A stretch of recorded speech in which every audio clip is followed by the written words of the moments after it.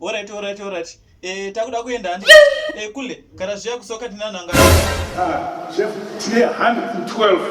Aiwa. Takatuda nangani kwezi. Mangifungeko. Ndikufunga kuti datine 11 also. Yesu. Atidi kuita zvofungizira pano. Manje nhasi kuna izvo. Chinozi ndiwe captain. Akuverenga kipa chipinda.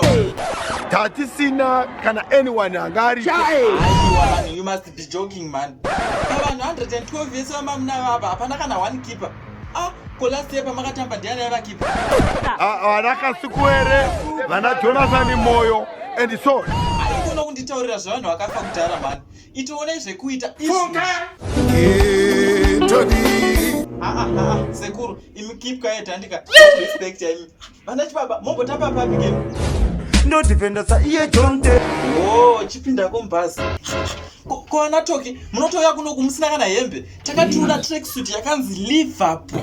Handiti, unombotamba namba ndiko mfaneyo. Ambaya munotamba inindo yandinodo.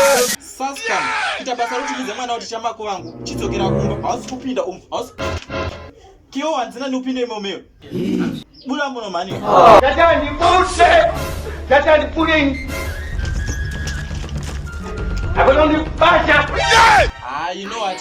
Vanhu vesoka mani tisakuenda nhasi. Chikwira nese mubhasini. Mabhebhe netball. This is your luck day. Hande muri kudokwira staff bus nhasi. Maita basa baba.